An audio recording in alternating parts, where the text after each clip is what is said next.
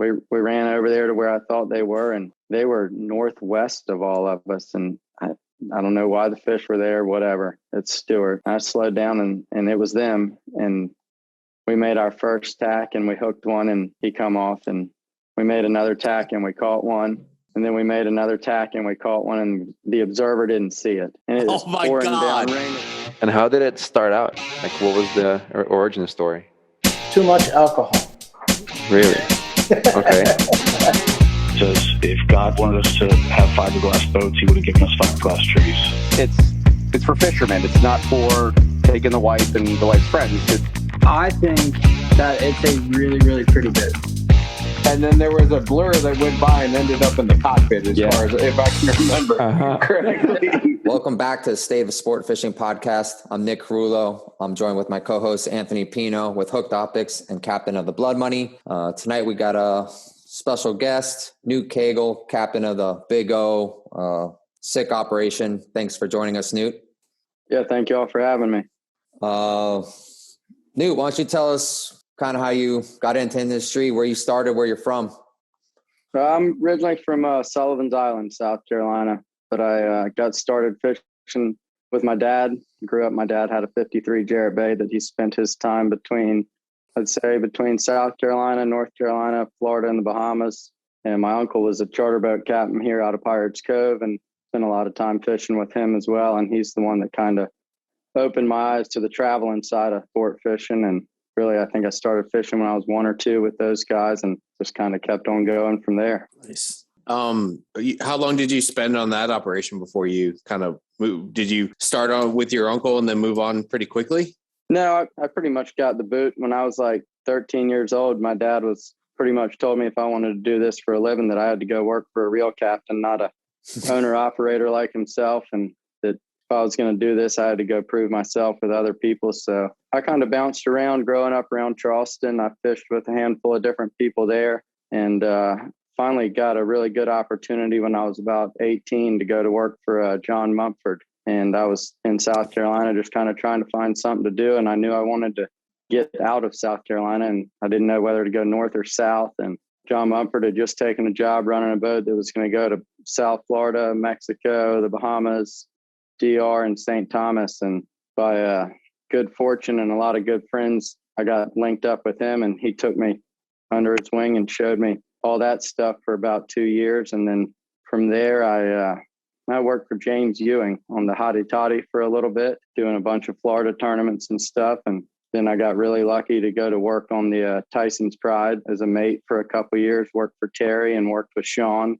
And from there, I ran a boat for a little bit. And then I worked for Ronnie on the Bigoh and kind of bounced back and forth doing stuff like that. And then got to run a handful of boats and kind of went from captain to mate a handful of times, which was really cool. I got to work for some really good captains. I got to work for Butch Cox. I got to fish with DJ Bell a little bit and kind of get to see the whole captain's perspective as a mate a couple of different times, which really helped. And then I just been working on the Bigoh coming up on 2 years now, and pretty much a dream job as a captain for myself. Yeah, it's sick. Sick.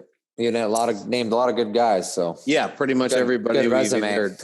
Either had or we've had a couple of those guys, and want to have a couple more of the guys on here. So you're only as good as your teachers, you know. So yeah, that's the most important thing. Have some good teachers, and then you got a good chance. Tell us about your time on the Tyson's Pride. Did you guys go anywhere like real crazy? No, I mean, I didn't get to do anything real crazy, but I guess back then going to Costa Rica and Panama and the DR and St. Thomas and stuff, that was big time in my eyes. Nowadays, it seems like if you aren't in Costa Rica, you're nobody. That's just a phone call away. But back then it was leaps and bounds for me. We took the boat there, followed the mothership, went through the canal, the whole 9 yards. So yeah, that was pretty cool. We got to fish Panama, did Peñas Bay, and traveled up the whole coast, with the mothership and the Merit. Spent a bunch of time in Costa Rica doing stuff other than just Los Sueños. Then went to the DR and St. Thomas and getting to fish those places with Terry, who's, I think when we went through the canal, it was his 22nd time. Wow. Oh, wow. So it's not like it was a learning curve for him. He was pretty much just leading the way. Gotcha. Well, how many times have you been through the canal now? This was my fourth, I believe. I've done it twice as a captain and twice as a mate now. Wow. Nice. How's that experience? It's cool. It's a lot of work, especially going towards the Atlantic because you do it at night. So there's a little bit of a pucker factor and you got to pay attention, but it's cool. It's really neat. It's a good operation that they run there. That's sick. Yeah, The boat gets pretty incredible. How like I took a boat through there once and it was interesting to see when they said, the boat gets kind of tossed around a little bit when the things filled up, and I was not ready. The first lock, I was not ready. That thing, they started letting water into that thing and you start getting close to the wall and then you start getting real far away from the wall. Yeah. That's my line handlers, my mates, they were exhausted by the end of it. It's so not having a bow thruster. It's a lot of holding on, and it's a lot of work on them. Really, all I can do is stand there and hope for the best. Yeah, I noticed. Like I was like, man, like the first one, I was like, hey, I didn't like yell or anything. I was really fucking nervous, but like when we went up, like it seemed like the one line handler that came with the agent set us up with or something like that. He would do everything like he would tie it off and then he'd tighten it up like opposite of when I really needed him to, Right. And I was like, we need to get that straightened. So you need to, I just need to like be able to give you like a finger or something where you can start pulling again, because it was nerve wracking, man. Yeah, there's a lot of pressure in there, and it looks really wide. You're like, oh man, these ships can go through here, and you get in there on a sport boat, and it's not as wide as you would think, and you're a twig, and that water starts going, and there's a concrete wall beside you. You got to have good line handlers. Would you say, how long do you think it takes? Probably 10 to 15 minutes each lot to go up? I mean, obviously it takes for... Yeah, I would say, maybe 15, 20 minutes, something like that. Feels like it takes forever, but yeah. It's astonishingly fast considering how much water it moves around. So start to finish, how long does it take to get through it? We did really good. I think we started at 6 o'clock at night, and we were tied up in Cologne at like 1 a.m. So 6 or 7 hours, and that's doing really good. Yeah. I had one trip where we got really lucky, and we went through the first couple locks, and we ran all the way to the other locks, and they were pretty much waiting on us, and we went right on through. I think we were done in like 5 hours. And that's rare. Yeah. That's what we did. But you're supposed to like kind of go through the whole thing with the ship you started with, right? Right. And sometimes it all depends who you get as a pilot, especially at night. Some of those pilots, they're ready to get home. And so as soon as you're done, they're done. So they'll kind of bump you up. Kind of interesting going through the lake there. I mean, it's all well marked, their ships and stuff, but it's just kind of cool to weave through the lake there at night. Yeah, it's very cool. Like Bubba Carter says, it's a runway. Yeah, that's pretty cool, buddy. And now, well, tell us about you. Ronnie was running the Bigoh still, and you guys went to Cape Verde. What places did you guys go with that thing?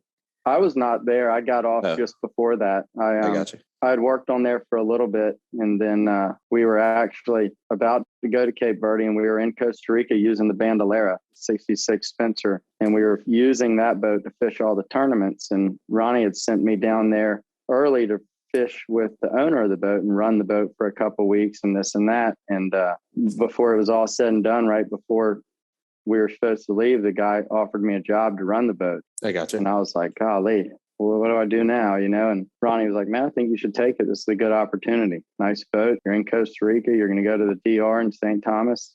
Give it a shot. And I was like, okay, might as well. So that's kind of been my career. More like let's just see how it works out type thing. Yeah, gotcha. And that's the same owner as it is now of the Bandolera? Yeah, Manuel, yeah. I fished with him. Yeah, nice guy. Yeah, very nice guy. And Luis, his partner and friend, he's a really, really good angler. So that was fun to fish with them. So nice. Yeah, they're good people. And then you tell us about the Stewart stuff, Newt. I mean, you did a lot of that. And I did. Back then, it was like a super competitive scene. I feel like a lot of those boats probably have moved on to Costa Rica and DR that time of year now. Yeah, back then that was really the place to be, man. If you were not standing around that finest kind rigging table, you were missing the boat. That place changed the dead baiting scene, and I was really lucky. Just kind of got dropped off there, stumbled upon that place when we first backed in there. I think I was with Mumford, and it was 2007, and I remember he was living at his house there in Stewart, and I was staying on the boat. And that's when the Bone Shaker and the Finest Kind and everybody was there charter fishing. The circle hook thing had just started, and Mumford goes, you know how to rig circle hook, all that stuff? I said, oh yeah, no problem. Yeah, no problem. I have a damn clue. We didn't have those things in South Carolina. We had Hawaiian eyes and J hooks, and so I would wait till all them boys finished rigging every night, and I'd go sneak on their boats, and I'd go look in their bait boxes that they left sitting around the rigging table and picking things up and look at them. Okay, swivel hanging out of his mouth. All right, we could figure this out. And yeah, there was a lot to be learned around that table. That was kind of in the end of its heyday, I guess you would say. Andy Kubiak was there cutting mullets every day, and you had KP and Mikey doing their thing with Ronnie, and I got to ride out with them a bunch, and that kind of changed my view on all that. But yeah, that was a really competitive fishery. All that dead bait stuff between Fort Pierce and Stewart, the Jupiter tournament, that was a giant learning curve for sure. How old were you during that time? I'd say when I got there, I was 18, and I fished around there. I always kind of made it a point to end up there during that time of year, every year, no matter what I was doing. I found my way there, and a lot of people did, just kind of how the seasons lined up back then. And I think I ended up buying a house there when I was 20, and I had that house till I think 3 years ago. And I kind of made that my home base, and just, it was an awesome time. It was a great place. Got to learn from a lot of really good people and meet a lot of really cool people back then. For me, growing up in South Carolina, you weren't exposed to any of that stuff. You got some magazines to read and a little bit of internet, as y'all saw earlier. I'm not real good with that stuff. Mainly it was a magazine, but got to put faces to the name, and then got to go fishing with those guys and ended up getting lucky and having some success. And yeah, it's just a great place to learn. You said when you started riding with Ronnie and who was the mate at the time? Do you remember? That was KP and Mike. KP. Yeah. You said that really, and obviously Gray still in the boat back then. You said that changed your outlook on how you fish. Can you explain that a little bit? Yeah, it really changed my outlook on life, to be quite honest. I think the Bigoh went in the water in 2007, and that's when I graduated high school. And I was hanging around up here in Pirates Cove, riding out with different people. And I got invited to ride along on the Bigoh just because I thought it was a really cool boat. And I'd known KP for a couple of years since he was always up here mating, and known Mikey. And they said, come ride along. So, okay, why not? And I just saw the whole show, just how it goes down, how you fish as a team, as opposed to a bunch of weekend warriors out there drinking Budweisers and having a good time. Gray was a great angler, still is, obviously. And KP and Mikey and Ronnie made a great team. And when they went fishing, when the riggers went out, it was business, and they were focused on one thing, bill fishing, and everything they did, there was a reason behind it. And I was I was about to take a job working on a really good charter boat up here. The deal was I had to graduate high school before the guy would hire me. And after riding along on the Bigoh and seeing all that, I said, I don't think I'm going charter fishing. I got to go figure out a way to be a part of this somehow. Yeah. Yeah. So yeah, I mean, just the teamwork aspect is what's always fascinated me. And my whole life, Bigoh has always been a great team. Yeah. To get to watch and learn from them was incredible. Yeah. And I'm sure you've developed, I guess at a young age, a good relationship, with the owners, right? Yeah. Never did in a million years I think I'd ever be doing what I'm doing now. Yeah. I would have been tickled just to be the mate on here, but I guess I got really lucky. Right place, right time. Hey man, you're doing something right. Yeah, man. What it's pretty cool when you the first time I had really fished with the Billfisher when I was really young, just early, probably about the same age. I was when I finally got to see why, you're always what are these people doing to catch all these fish? And then you finally get lucky to ride with them and you're wow, this is why they do as well as they do. I just thought it kind of is, really is mind blowing at the time, it was why. And it was rare back then, I would say there was 4 or 5 boats doing it back then, Yeah. The Billfisher, definitely one of them, the Bigoh, a couple other guys that were truly fishing as a team, and truly had a coach on the bridge and had a leader in the cockpit. But, for the most part back then, everybody was weekend warriors, and there's nothing wrong with that. They were just out there having fun, but there was a couple of boats that were making a business out of it, and I'd say the guys like Chip Schaefer and Mike Brady and those guys, those are the ones that really started all that, Yeah. Chip used to come to Stewart and dominate just because he was such a good leader and such a good coach. And that passed on to Brady and to Jimmy Grant and to Mike Everly and Arch and all those guys. And then they've taken all that stuff to the next level. And that's really what interested me, is like, wow, there is another level, It's not just go out here and ride around and wonder why these guys catch more. Yeah. The teamwork aspect is the coolest part of it for me. Nick, do you remember the first time you ever jumped on a boat like that and you were like this is why they do what boat it was, and you get out there and you're just like, holy crap, like things are moving quickly and efficiently, and nobody really has to talk or yell or anything like that. Yeah. The misprint for Ray Rocher, I was probably 18, I think. And, I asked him probably the year before that if he was hiring and needed somebody. And he's like, I'm pretty good. I got a full set of guys right now, but, I'll keep you in mind. And sure enough, he called me like a year later, kind of gave me that chance, and just like he said, walked into that program and just, I've been fucking doing it wrong the whole time. Yeah. Well, it's just interesting just getting on a boat, for the first time with as probably young guys that fish on boats for a while before getting on a boat like that, you're fishing, you have a good grasp of what you should do, but to get on a boat where, everybody knows what their role is, and you don't have to tell them, hey man, you need to pick up the rod at this point or something like that. I just, when I finally saw that, I was like you guys, I was like, this is where it's at, man. If you want to go out there and really, really be competitive, and that now it kind of, I think there's always it's gotten, I guess, with the internet and just more people being invited on these boats, people learn and get a grasp of it. And it's kind of gotten more prevalent. And the sport's gotten bigger, but it's still pretty cool, Yeah, the playing field, everybody's got a good team now. It seems like, as opposed to maybe 10 years ago or so, there was a handful of boats that really dominated because they had figured out the team thing. But I guess the internet and just the popularity, everybody's got a great team. Yeah. I think a lot of it has. You look at the top 10 or top 20 in a 60 boat tournament, they're all within one fish. Yeah. It used to never be that close. I always used to say 10% of the fishermen catch 90% of the fish, but now it's a lot closer. Absolutely. No, I was just gonna ask Newt, I think we're all probably very competitive, and even like Anthony, we've talked about before, just not even on tournament days, but Newt, what's your mindset on a normal day out there? Not necessarily a tournament, but how competitive are you to go out there and just do the best and have just a great day every day you're out there? Well, every day is a tournament. Yeah, that's the same thing. But especially on the Big O, you want to be able to sleep at night. You're going to work for Gray Ingram. You better be the best every damn day. And, if you fall short, at least you better have given it 110%. I mean, I'd be lying to you if I said that I wasn't stressed out to the max every morning when we pull the anchor or leave the slip, whatever. But yeah, I wouldn't have it any other way. That's the greatest feeling in the world. But yeah, no, you say, yeah, we want to go out there and have fun. And I can sit there and say, yeah, let's go out there and have fun. But at the end of the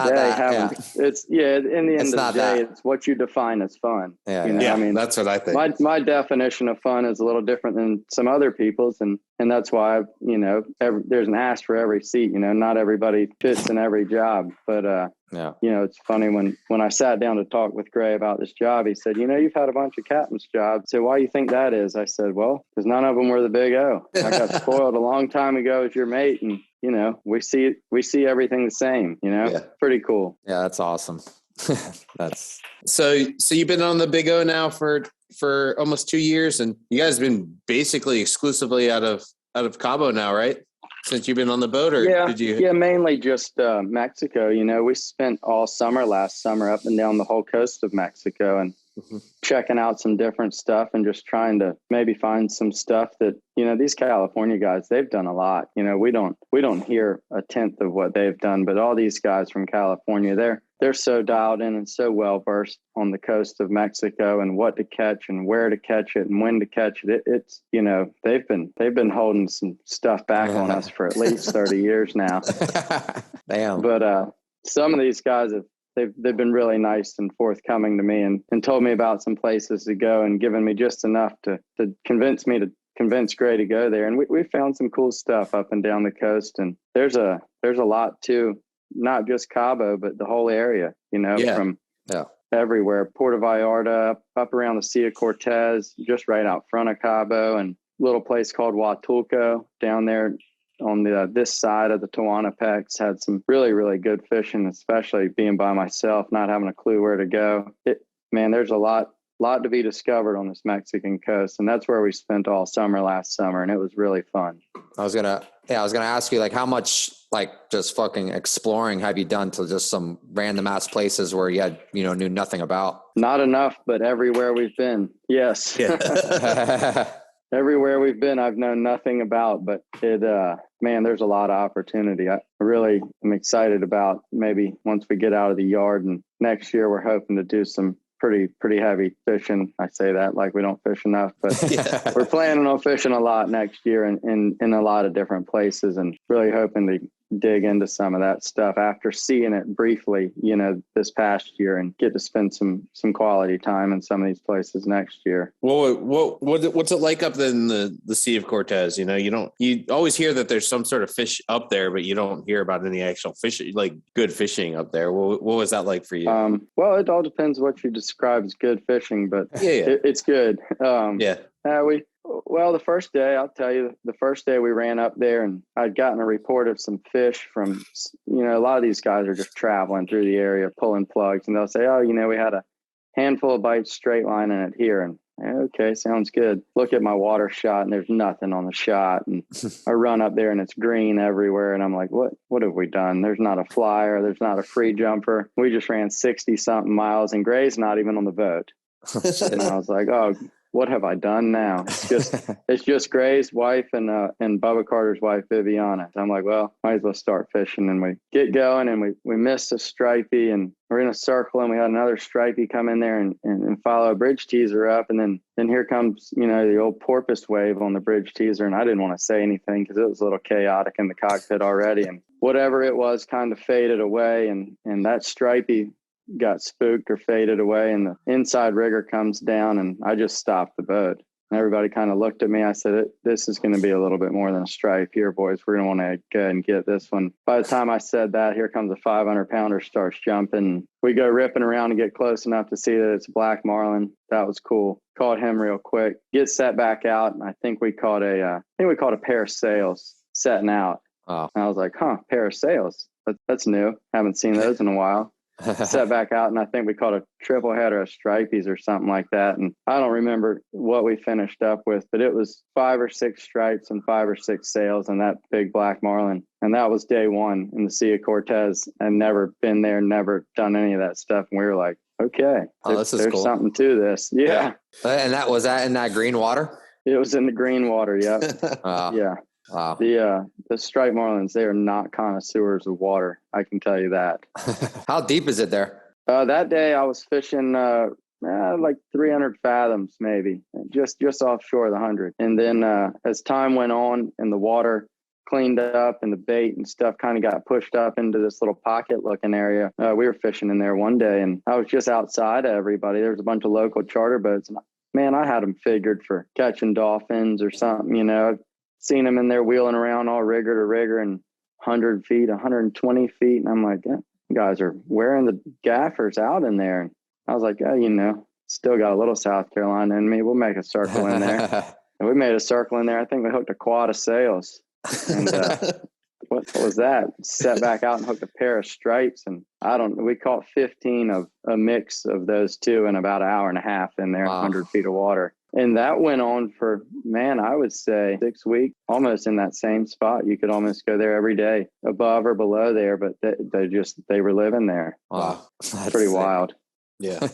And how many other times are you seeing other, sport fish boats out there, or is it just you out there the whole time? No, there is a big group of local charter boats, very small boats that fish out of the Buena Vista Resort. And that's going to be up there in, Los Barriles is the name of the town. And that's really, I think they were fishing out of there before they were even fishing out of Cabo. Oh. But, this year, obviously, there was a lot of people in Cabo, and a handful of sport boats started coming up that way, trolling, doing the stuff that we do, and that was nice to kind of cover some area. We, there was a couple of days where it was us, the Real Development, the Never Say Never, the Vaquero, and And so we kind of had a little bit of some coverage up there, and everybody was having similar good fishing. And I think that stuff maybe carried on through July, maybe to the end of July. I don't think I went up there in August, but yeah, it went on for a good while. I mean, I started catching them there in into May. Wow. And are you able to go in there and get fuel and stuff?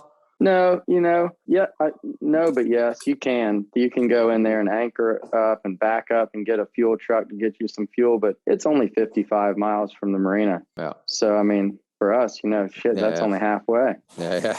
But Were you running up? Were you staying up there and anchoring out, or would you run back every day? we fished a tournament up there, and we had to anchor out up there, and they're building a marina. I don't think the marina is going to come to fruition, unfortunately, but we anchored up for a tournament called the East Cape tournament up there, but there's some nice anchorages up there that you could easily anchor up at. I mean, a couple of the places where you anchor up, I don't think you'd be 200 yards from a couple of my dots where I'd caught some fish. Yeah. Wow. It'd be a very efficient place. Pretty cool. You'd have really good marlins per gallon there. It's an important statistic. I try to figure that out when I say we need to go somewhere. Be like, I was weighing up some things earlier this year, and I was like, hey, marlins. I use marlins per dollar, and I'm like, yeah, we should probably go here. Marlins per dollar is a lot better here than it is over there. Yeah, well, now that the fuel prices have gone up, you just use marlins per gallon. That way, nobody thinks about it. Yeah. So tell us a little about the stripe fishery in Mag Bay.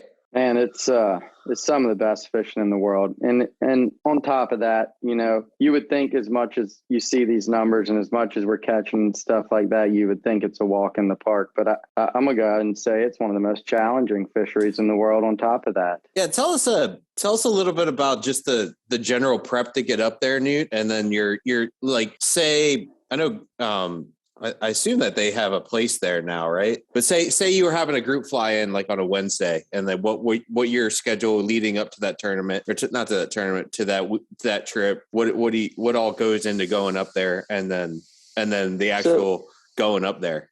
We've started doing it a little differently than we did it last year, and it is a 180-mile boat ride. And I would say 90% of the time it's a head sea, and it sucks. But it's also a 5-hour car ride, and I've yet to encounter a head sea in that car. So I'm trying to promote the driving of our guests from Cabo up there because it's it's not so weather dependent. And this year we started getting into that. So what we would do is we would take the boat up there, and a lot of times we would take the boat up there. We'd just run on up there one afternoon or whenever the weather was pretty, pick a nice day. We'd run up there, and there's a commercial fuel dock, so we wouldn't have to be worried about bladders and all that like we used to. We'd run right on up there and get anchored up, go to the commercial fuel dock and totally top everything off. And then we would go to our anchorage, and my boys would take that whole day to rig, 500 or 600 baits and have all of our bait boxes full of baits. We'd have our one little tiny chest freezer under the day bunk full of baits. And then, Gray and Camilla and the guests would drive up there and get a panga ride out to the anchorage and start that way. And that way we could start full of fuel, full of bait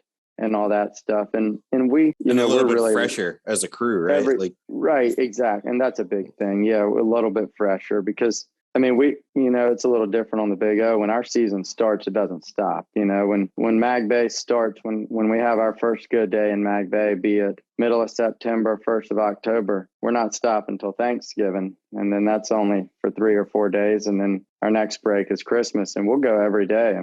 Which is fine by us. The more the merrier. But and we're lucky, Gray's retired, and Camilla and Gray, they love it. They love it just as much as we do. So we get to pull audibles all the time. There's been quite a few trips where we were prepped to go up there for 3 or 4 days, and they were biting and the weather was good. And we said, hey, we don't want to leave. We had one trip, we went up for 3 days. We stayed for 3.5 weeks. Oh, wow. I think I might have fished around you guys during that trip. You might have been there for the end of it. We were pretty frapped at the end of it. But we were having cab drivers drive coolers of bait up for us. And we have a really good cab driver now, and he'll pick our guests up at the airport. And we've kind of got him dialed in to go to our condo and get a cooler of bait and bring it to us. And, that's, in my opinion, the best way to do it. And I try to a bunch of people ask me, well, what do you recommend? What do you recommend? We want to go there and, fish with somebody for a couple of days. What do you recommend? And I say, hey, I would fly in and get a good night of sleep. Then I would get in a cab and I would drive to Mag Bay, get on the boat, fish for 2 or 3 days. And you can either ride back on the boat or ride back in a cab. But, it's a lot of work that, you're getting 100 to 200 bites a day, and they're not white marlins. They are going to beat on you, and they're going to beat on everybody from the captain to the mate to the angler. And you want to be fresh for it, and you want to enjoy it. So that's what I recommend. I mean, if you can get fuel and get groceries up there, there's really no reason to ever come home. Yeah. Wow. Tell us, dude, those things are incredibly, like, they're not like a white marlin, like, I mean, I fought some white marlins for a while, but they were big ones. But these things are like, my experience there, and I don't have nearly anywhere close to yours, but every time I've gone, they've been big and angry. And, you hook one out of if you're the last one to hook one out of a quad, you're pretty much fucked. Like, yeah. Like, I did not catch a quad if you can help it, but none of us can help it, me included. I've been accused of hooking one from running down off the bridge every now and then. And that all that does is screw the pooch for everybody involved. Yeah. But those things are, I mean, they're kind of, they're like they weren't, especially the first time I'd ever gone there, they really weren't what I was expecting, especially when you hear about the numbers that people catch, it's pretty crazy when you hear those numbers and you go get to experience it yourself. You're like, how? Yeah. How did they do it? I got to experience my first time there. I got to be the angler one season on the Haruko. And my first day, I think I caught 40 or 44 by myself. Oh. And by the second day, I was like, why? Why did I do that? That was really dumb. But no, I mean, they're really mean. You really, the communication between the angler and the captain makes a big difference there. And knowing when to put the harness on and knowing when to put the heat on them and also knowing when not to put the heat on them is a really big thing. And the boat driving really, you can be rewarded there. The proper boat driving is definitely rewarding. And you're still fired up on the 10,000 one you caught than you were the first one you caught? Yeah, I mean, the day that I quit getting excited about that stuff, I'm going to quit, but I don't know what I'd do if I quit. So, yeah, I mean, it's awesome. And they change throughout the day, and that's the thing. Everybody's like, oh, does it get old? Somebody asked me that one time. Does it ever get old? I'm like, well, not really, because you might set out in the morning and they might be eating the danglers off your squid chains and trying to eat your swivels. And by the afternoon, you're having to use every trick in the book that you learned in Stewart, wallering down sea just to get a bite and everything in between. I mean, Jimbo put it best. He said, these fish possess every quality of every billfish known to man, all in one fish. I mean, you'll have one come in there and think he's a blue one, and the other one will think he's a Stewart sail. And Anthony and y'all spent some time around Stewart. Those sails they're one of a kind creatures there. And those stripes will do the same thing to you. So they really test everything. They test everything you got, and that's what I enjoy the most about them. It's awesome. It's a pretty cool place. You can go, I feel like you can catch fish, and as far as deadbait trolling, pretty much if you wait long enough for the wind to blow the right way, you can catch them, any way you can get them, trolling kind of what we would relate to more East Coast up here, where there's really not much you can see on the surface, or maybe some birds wheeling around, but not, you could do a lot of that. And then you can go do the bait ball thing. And then if the winds kick up out of the north and, you just look over and there's like 10 or 15 of them just cruising down a wave, Yeah, it's everything. And I kind of try to avoid the bait balls at all costs. It's hard to do because everybody gets excited about the birds. But man, if you can find them on your sonar or whatever, away from the bait balls, you're going to get a better bite. Yeah. Obviously, sometimes you don't have a choice, and like you said, it starts to get rough and they turn into gray tailors, and then you're working for it. And that's fun too. We did a trip a couple years back, and I thought that was the coolest thing is we got to see a lot of different situations. And that's every day, man. We're lucky we get to fish so many days in a row, but every day we come out of the bay and we're trying to put it together in the morning, put the day together is what we call it. And it's like, what are they going to throw at us today? What's going to be the sign, And about the time you start to get them figured out, it totally changes. And you're like, all right, scrap all that, start all over again. Yeah, they tend to do that. Do you find that it kind of helps when you leave Cabo and say you run up there, do you think sometimes you could run over like if you chug up there at night and you do most of the trip at night, you could find yourself in Mag Bay when you actually didn't need to be all the way up, like chug past the fish? Or do you know enough people there that you don't do that anymore? That's funny. That's funny you said that. Man, that's the most valuable time of the whole trip is getting to and from. You need to be looking. You need to have your radar dialed in. I mean, really, in a perfect world, you'd have your mates on the bridge in the gyros the whole way up there. I mean, I think you were just there recently within the past month or two. I'm not sure. My uncle was. It was a couple. He months went back on another trip, right?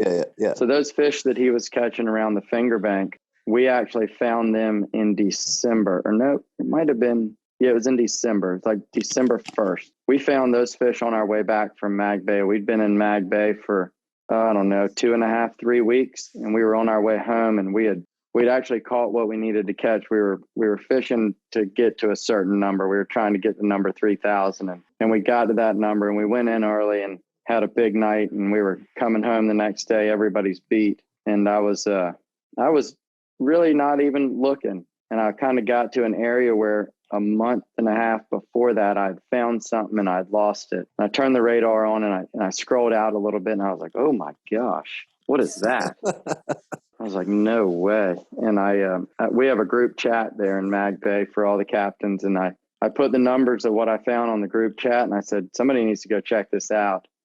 And Roy Crum later that afternoon texted me and he was like, I only fished there for 3 hours and we never could get the whole spread out. So That was good. And they're still biting on those numbers as of yesterday. Wow. So yeah, you need to be paying attention. If you're going to and from in the night, you're missing out. Yeah, I think I would agree with. From what little I know about that, I feel like you could definitely been like, oh man, you didn't see what was going on in the potato bank. You probably should have, right? Or just to get inside of that. Yeah, or just to get it out of your head that that you don't have to go thinking that you need to go back down there. Right. Now, unless you got a couple thousand of them tied to a polyball up there in front of the bay, I'll be running to and from in the daylight hours. Yeah. So there's a lot, and there's a lot of different schools of them too. Those aren't the only ones, We'd be down there having great fishing. And that was inside of the finger bank, and that was going to be in there like 50 fathoms. And there were guys up there in front of the bay having great fishing, and there were guys in front of the bay just north of that having great fishing. Wow. So, it kind of breaks the crowd up too. Yeah, that's good. Do you find over there or just in the Pacific in general that if you don't see it going on the surface, like it typically isn't going on? I would say certainly. I was actually, it's funny you brought that up because I think you asked Duffy the same thing in a couple podcasts ago. And it's kind of frustrating and it's a bummer what we got going on here. We're not going to get to fish the month of August because we wanted to try some different things. But yeah, those fish in the Pacific, they really show themselves off. They really, really give themselves away. And they really give themselves away in the morning, really early in the morning. Golly, they pretty much put up a sign for you saying, stop here. But, not around here, not between Oregon Inlet and Cape May or whatever. You could run, daggone, if you were running around looking for them, you'd burn a lot of fuel, I believe. Yeah, I would agree. It definitely requires a little bit more patience. You got to put a ballyhoo in the water if you want to find them around here. Yeah, I would say, not that it can't happen like that. Like, I mean, we've been fortunate enough certainly. to see, but there's been a lot of days where I've had 15, 20 bites and you don't really see much going on, but a couple wheeling around sailor gulls, Yeah, maybe if you're lucky, I remember one day, a couple days before the Pirates Cove tournament, I was fishing around the 300 line out Oregon Inlet, and Randy Butler was catching some fish live baiting in some green water. He would have been maybe like the 350, 330. And I think our boundary was somewhere near the 300 line. So I didn't really want to fish above our boundary. And I just stopped. And I was like, you know what? We'll just troll through this green water and see what we find. I think we caught 15 that day. Yeah.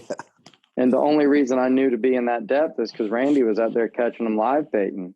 Yeah. But there was no reason for it. There was not a bird, not a jumper, nothing. There really wasn't even any bait. And but you would never know. You'd never know those fish would be there. Pretty crazy. You know, I feel like most of the time you can put it to reason up here, but sometimes you're just like, you'll get a report from somebody's friend on a center console that was in some obscure place. And you're like, he saw what? And you're like, I guess we got to go try this. And, you know, more often than not, they're not lying, you know? So. No, I mean, a couple years ago, I mean, I haven't got to fish around here much here lately, but a couple years ago, I came up and ran the Micah just for a couple days. And first day out of Virginia Beach, we ran out there and I sat out in a different piece of water than the Mama Sea. And I think we caught 9 or 10 in a blue one. And I think Rob caught 9 or 10 in a blue one. But we were 5 or 6 miles away from each other. And his water was 2.5 degrees warmer than mine and blue. And I was in cold green. I was in 50 fathoms. He was in 300 fathoms. Yeah. And you know, there had to have been fish in between us, but it's like, dang, man, what was that all about? Strange.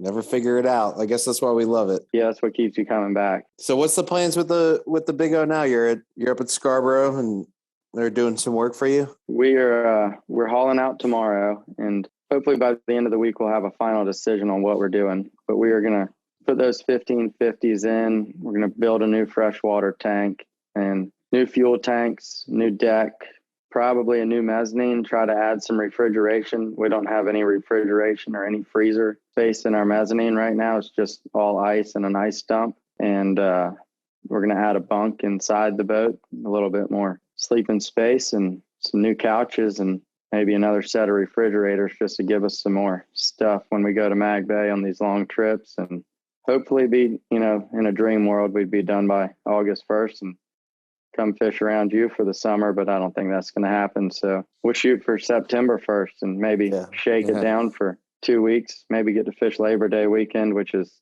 always good. Yep. And then head back to Cabo and get ready to go.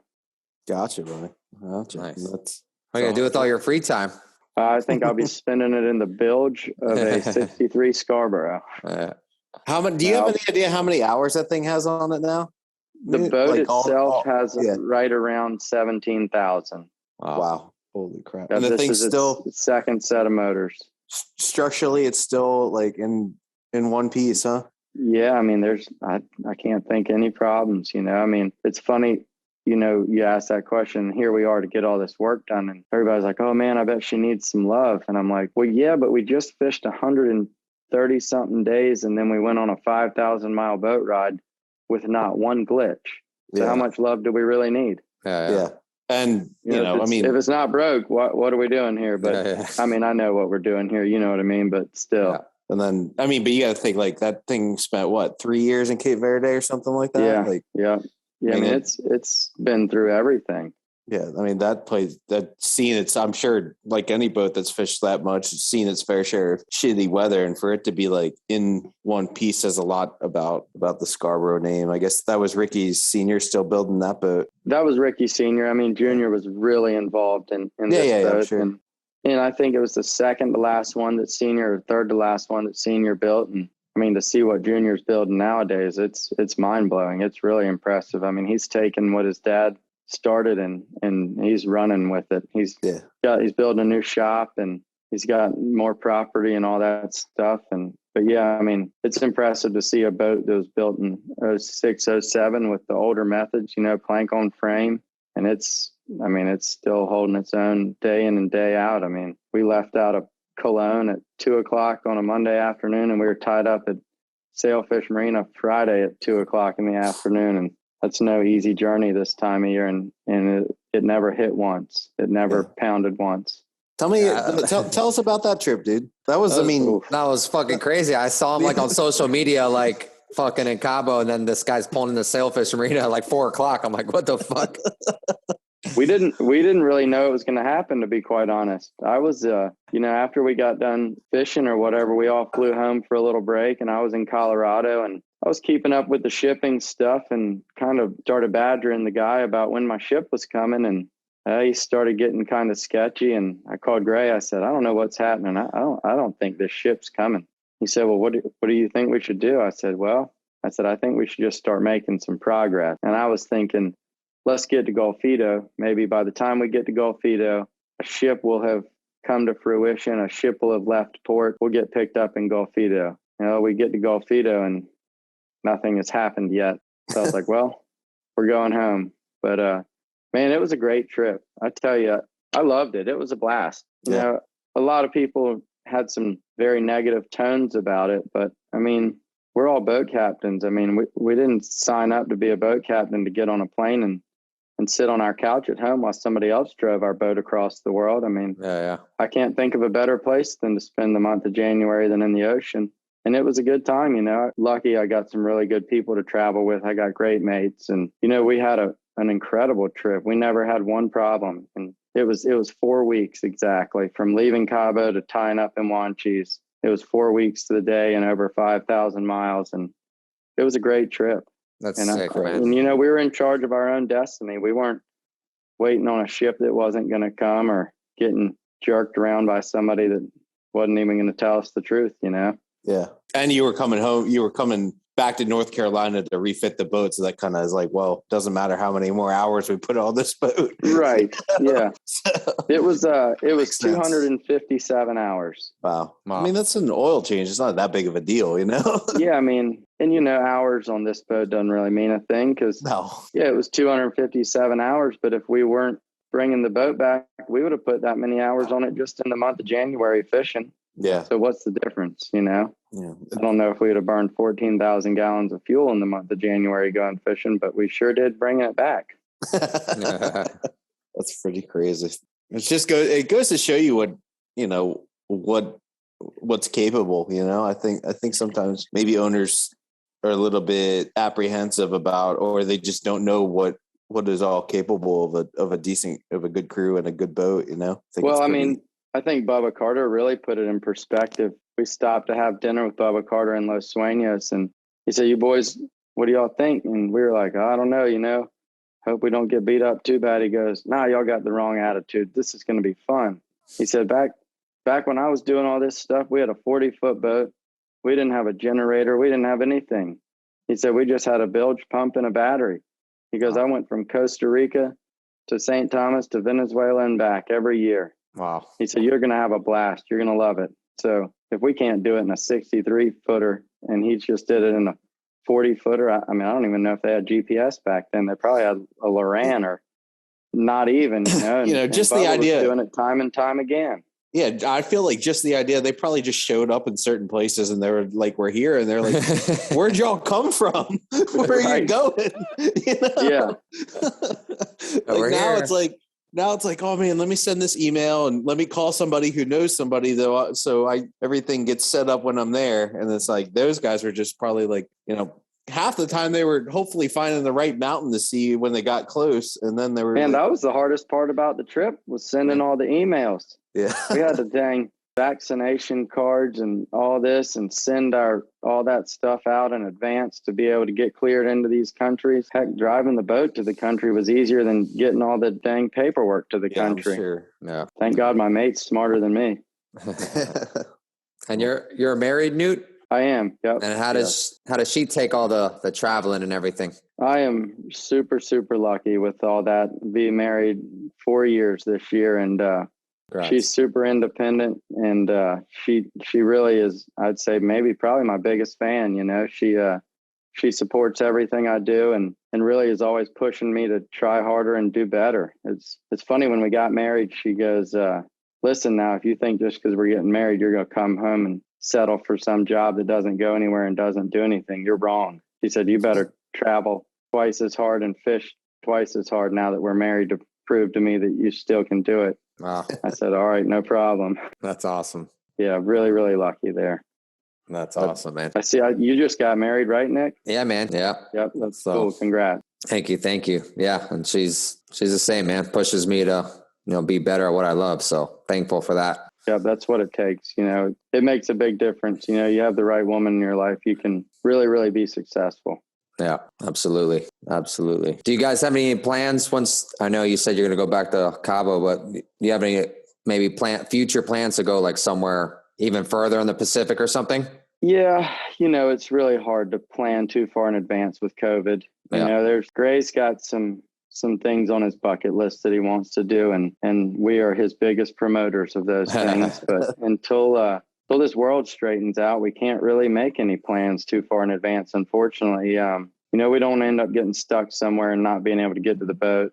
Yeah. So right now, Mexico and maybe a little bit of Costa Rica once Flamingo opens up, and maybe he spoke about doing some Panama stuff next year, and maybe just spend our time between Cabo and Costa Rica and some Pacific Mexico stuff next year, and just kind of see where everything shakes out. He's building a house in Cabo, so we'll have a nice home base there. And hopefully if everything works out, we'll be back, middle to the end of September this year. And maybe the Marlins will bite for us until February of next year. And then maybe we'll ease down the coast and check out a couple of the places that we liked, and maybe check out Flamingo, and then be back in Cabo for the summer. That's about as far as we can truly plan for now. Is he kind of, it's like, he used to be a super competitive guy when it came to the tournaments. Is he kind of more just want to go exploring and fish now? Is not that worried about the tournaments, or? No, he wanted to fish every tournament there was on the East Coast this year that we could fish if we were able to get all this work done. I got you. So I guess I'm getting a easy pass and not having to fish all those this year, because it's kind of hard to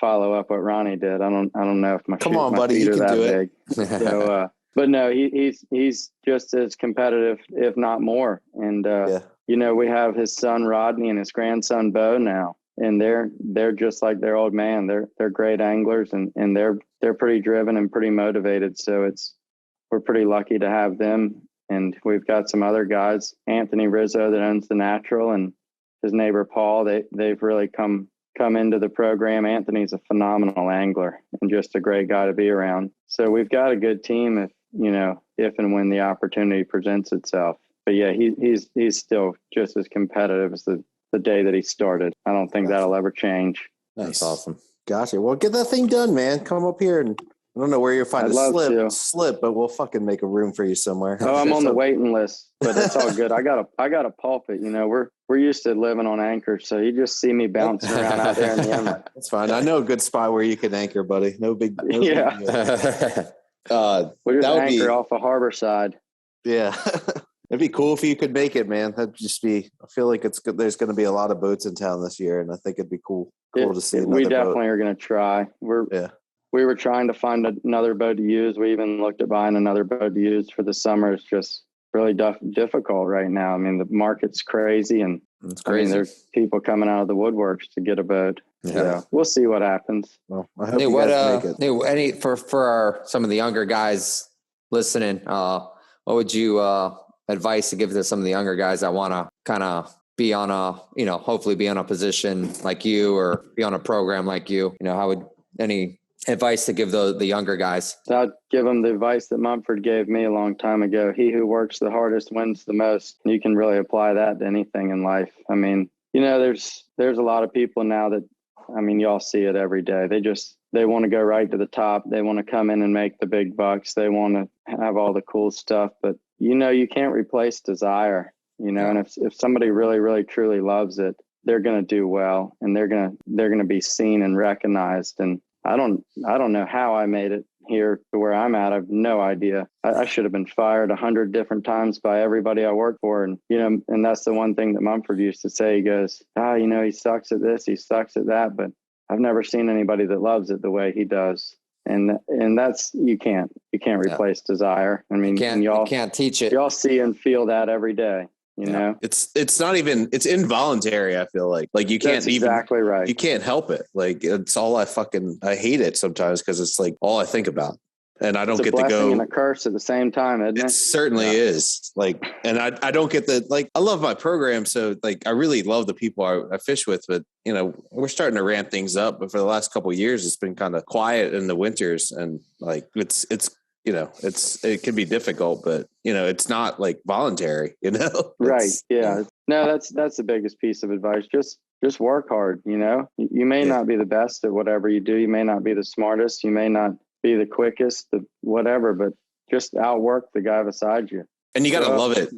be the first one at the marina and be the last one to leave. Yeah. Everything else will fall into place. And I feel like you said, like you got to love it first before you do anything. Because if you're not, if you don't love it, then sport fish boat could be a pretty miserable place to be. If you're doing it for the t-shirts and the stickers, you're not going to be here very long. Yeah. Well, and there's not a day that goes by that I mean, I wake up in the middle of the night thinking about it, you know? I was reading something today about mates, and I found it interesting. I figured I'd get you guys' take on it, like about mates of this day and age. And I don't know, maybe older people are always, it's just the way it's always going to be. Maybe when we get older, we'll just be like these new mates and captains coming through are total shitheads, you know? But I mean, it was something like, are the mates good enough or some, let me find it real quick. Sent it to you, Nick. Yeah. You said, it said something about finding a good mate these days is hard. Yeah. And it is because there's impossible. Yeah. Because there's a lot of boats out there and a lot of programs. But, that's also on us too. Good mates aren't found, they're made. Yeah, exactly. And it's really up to us to build that mate and to shape his character. I think about that every day. The captains that, I mean, golly, I was not a good mate when I was found. I was not even a good human. But I was really lucky to have captains that helped shape my character and helped shape my work ethic and all that. And a lot of that falls on us, and you see it time and time again. It's a lot of work too on us. It's more work maybe than what we want, but that's a big part of it. Yeah, I would agree with you that it is kind of on the captain to, like, I felt like I just learned that like recently, like not in the last, like something where you kind of gotta, you gotta be hard on the guy, but maybe guy or girl, because it seems like there's more girl mates every day, every so often you're like, oh man, that's a girl mate. But like it's kind of on you to be like, do the right thing, give them what they need. So whether it's be hard on them or maybe just be a little bit more thoughtful, because right. I don't know. Yeah, and that's a tough balance. Yeah. You got to kind of manage personalities and know how to talk to them and all that stuff. I feel like maybe when we were mates, the captains didn't have to worry about that. There was just only one way. They yell at you and that's it. Yeah. Certainly. That's the only way to get through my head. Yeah. Well, I've been yelled at, whipped. Fuck. Yeah, right. I used to fucking thrown at you from the bridge. Oh yeah, they used to come down, fucking ream me out right in front of the charter or whatever it was, and I'd just be like, "Wow, this sucks." They call that character building. Yeah. I think it's, but I mean, there's plenty of really good, talented, hardworking mates out there. They're just not enough to keep up with the demand at the moment, but do you feel that way? I couldn't agree with you more. Yeah. I mean, there's more boats out there than there are captains and mates all put together. Yeah. I mean, there's more boats out there than there are slips at marinas. Yeah. Every day there's a new fucking owner with trying to build a new program, right? Yeah. Fucking crazy. It's like, oh, a captain and a mate? I'm like, no, I don't actually. No. Yeah, I don't even know a boat washer. It's so like, that's so interesting. Like, especially now, because I feel like the industry's, you got to be more professional than some of, back in the day, for whether it be social media or just the overall expanse and the sophistication of the programs and who you're dealing with, Well, and what these boats are worth nowadays. Yeah. It's breeded a different type of owner too. Mm-hmm. Back in the day when you could have a program on a $500,000 boat, you had a different class of owners. Well, that's no longer the case. Those guys, they can barely even afford to charter now. Yeah. I find that. And that's what I kind of think, like sometimes older people like, oh, I can't find a good mate or just that thing that I was reading you guys, like you can't find a good mate. It's like, well, they're out there. They're just, they're in good positions on good boats. There's plenty of them out there. There's just, the industry's in a crazy place, and it ain't going to be like this forever because we've been around long enough to understand that. So it'll go back the other way. I'm sure at some point. Oh, it's coming. We've all seen that. It ebbs and it flows. Mm-hmm. Have you had the chance, Newt, to actually like take a mate and kind of groom him and get him kind of to where he needs to be? I have. Yes, I have. I've had that chance with a couple of them, and it's pretty fun to watch. Yep. Yeah. Nice. I got a young boy coming on this summer that I'm pretty excited about. And the kid that I'm taking to the DR here in the spring are both going to be pretty, like, just good enough to be dangerous. And we'll see where that goes, but good attitudes. I will say one of the biggest things for a younger guy getting on a boat or maybe getting to ride along on another program is don't try to be a part of it at the beginning. Don't try to help. Sit back and watch. Mm-hmm. Understand why certain things are happening. Understand why they're moving that long rigger to the other side. Understand why that teaser gets pulled down instead of, you love the eagerness of a younger mate or somebody that wants to prove themselves, but they come on the boat and they want to help and be in the part of it. But they could learn so much more if they would just step back for a day or two and watch the more experienced guys and learn what they do and figure out what steps they're taking to get where. That's a really big thing. Yeah. Anglers as well. Anglers for sure. Yeah. But that's interesting. Like I said, the two young boys that I have, for the one part-timer and the guy I got coming up for the summer. I feel like they're going to be the first ones I can really like kind of get in what I would feel is like our way of fishing on our boat, So, I mean, do you guys it's fun to watch somebody come up too. Yeah. Yeah. Go ahead, Nick. No, I was going to say, like, do you guys think like there's probably majority of the captains want to just find a mate that's already groomed versus just grooming someone themselves? It's a lot more work to do it yourself. I mean, yeah, in a perfect world, you'd just hire two guys and you'd show up to the boat and they know what you want. And, you would know what they need and you set the riggers out and nobody says a word. That's not reality. You got to work for it. If you want something good to come of anything, there's a building process and normally that building process is not pretty. But it's worth it when you get there. I would say as far as my personal experience, Nick, or for the last 3 or 4 years, I wasn't really super amped up to have somebody like completely like still pretty raw, not refined. I was but I feel like now I'm a little bit more ready for that, instead of, and I think it was just my progression, you just kind of, you gotta, as somebody young, new driving a boat, you have a lot. It seems like a lot at the beginning and you're just like, man, I just need somebody to be able to get things done downstairs. And now I'm like, man, I'm really excited to have somebody new and young and open-minded come on the boat, whereas because I'm not going to be that guy that is a complete dick all the time, I mean, sometimes, but I don't know. Not on purpose, right? Not on purpose. I mean, nobody that ever yelled at me yelled at me on purpose either. It just happens, Nick, how about for you? I mean, like in the live bait world, I don't really know anything about that. Somehow I figured out a way to live like 10 years in Florida and still know nothing about catching a sailfish on live bait. But I know you got Kyle, Sherman fishing with you. I mean, they don't really get any better than him when it comes to live baiting, right? Yeah. Well, I mean, that's kind of where I was even getting at with some of those questions. I've been lucky to have Kyle for the past couple of years, especially on the bigger boat I was running and, especially doing some of the marlin fishing we did the past couple summers.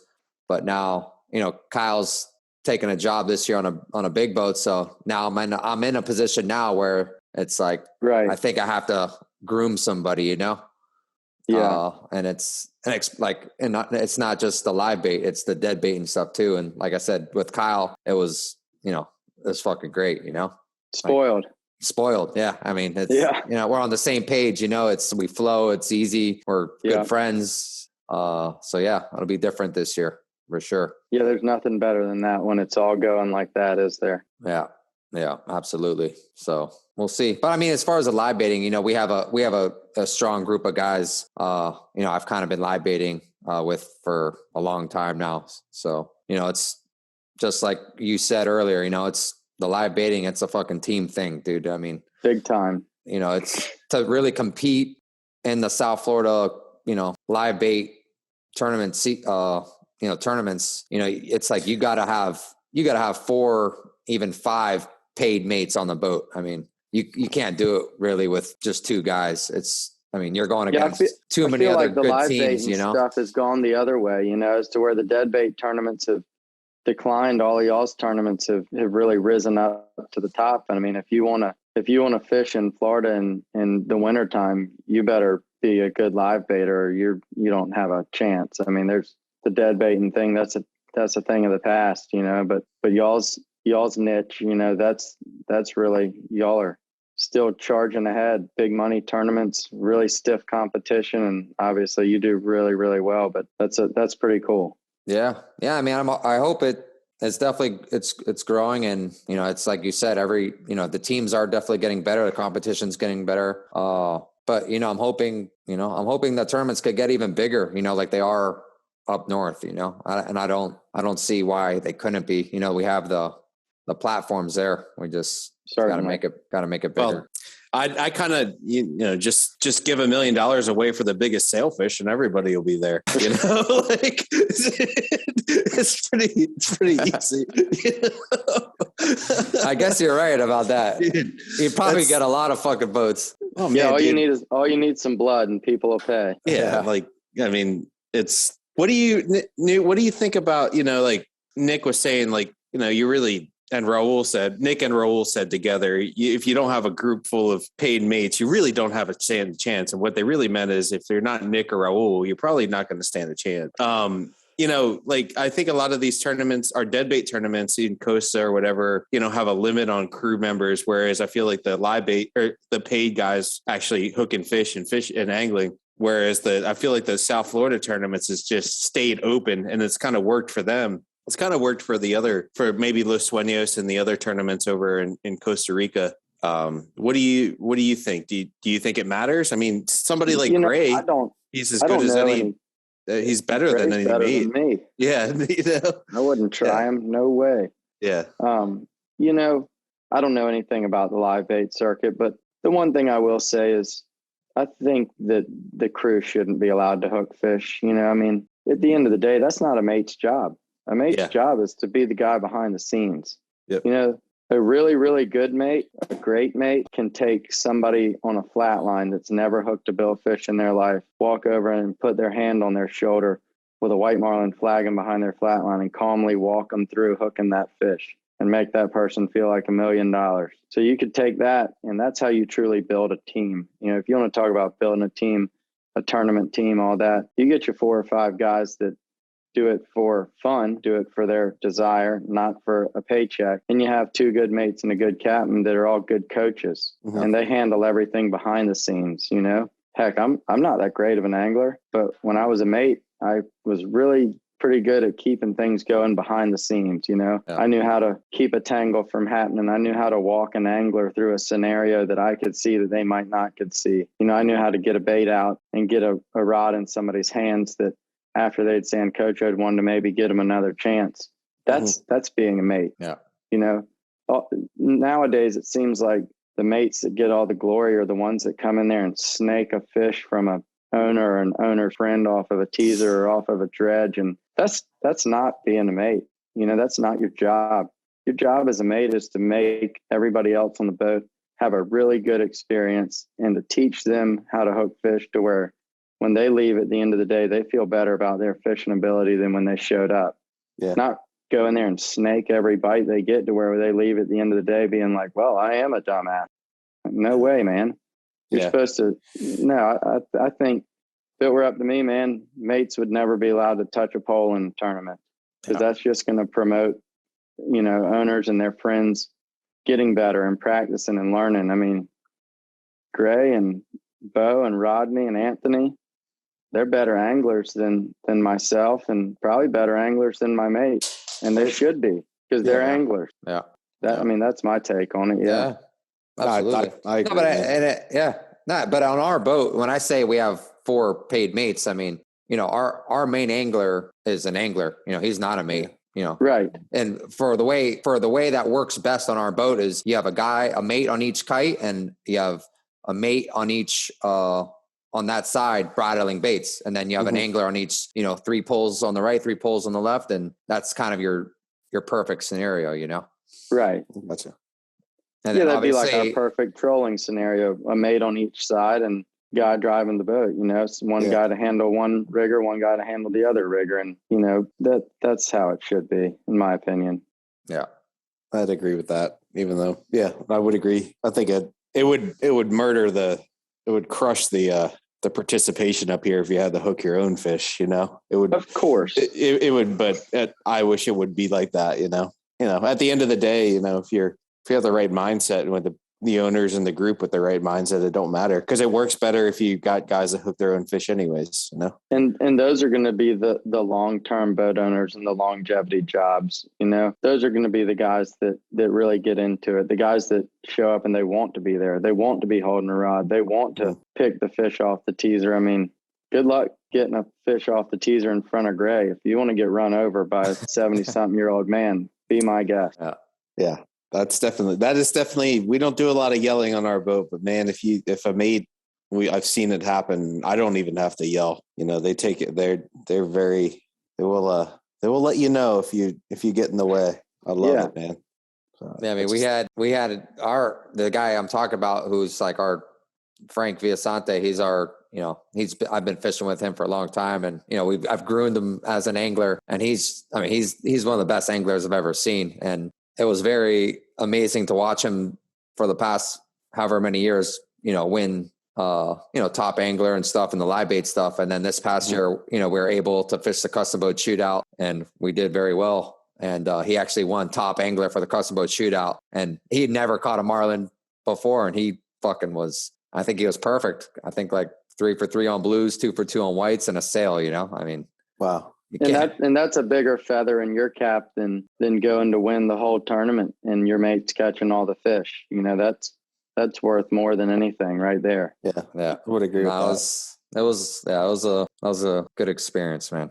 And I was obviously happy for him. I think he's fired up now just to do that. So it's cool. It's cool when you see them, like, you get people in the right, maybe an owner or maybe an angler that gets the opportunity to come. Once you get them comfortable with holding a rod and see how hungry they get, I just now kind of seeing it in one of the guys in our boat, and it's like, oh man, like, he was kind of like maybe the I wouldn't say the weakest, because I don't feel like we have a weak angler, but like he had some improving to do, and now he's got the grasp of it, and now he just wants more shots to get better. And I think that's kind of cool. And it's fun to watch people fall in love with the stuff that we love as well. Yeah. And connect on a level like that, instead of just think that they're just going for a boat ride.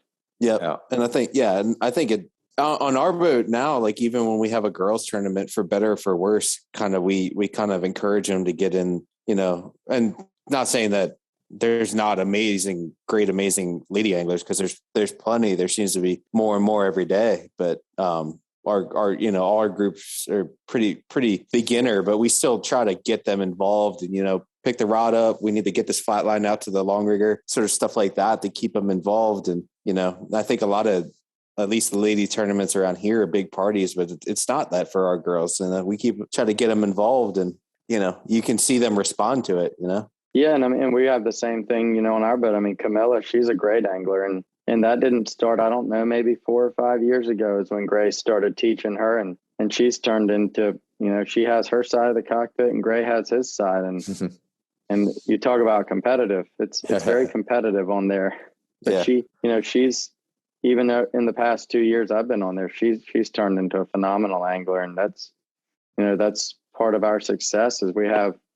Every day we're really lucky because we have 2 great anglers. We have Gray on one side and Camilla on the other side, and the mates that are, they just kind of fill in where they need to fill in, but they sure don't jump in front of those 2.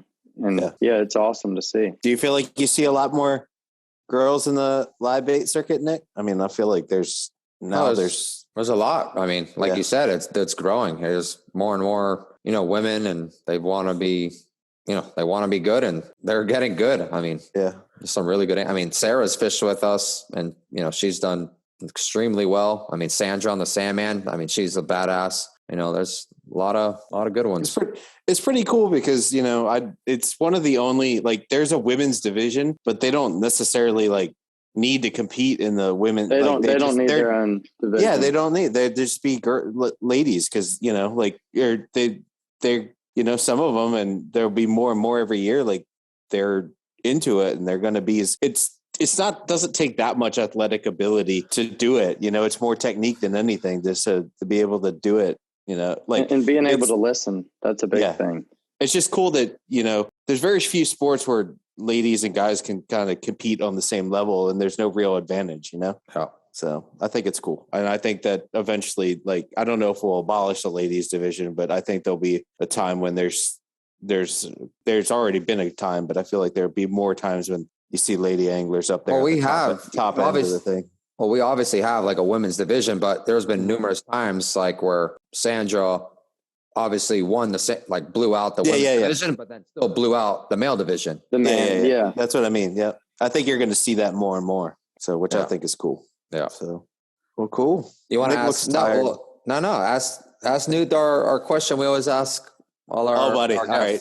Oh boy. Man, you got a day that sticks out in your mind that kind of keeps you, when things aren't going right or you're fucking tired. I guess that's every day of the Bigoh up in Mag Bay, but that reminds you of why you do it, that you kind of go back to every once in a while, that you just not necessarily just relive that day or whatever.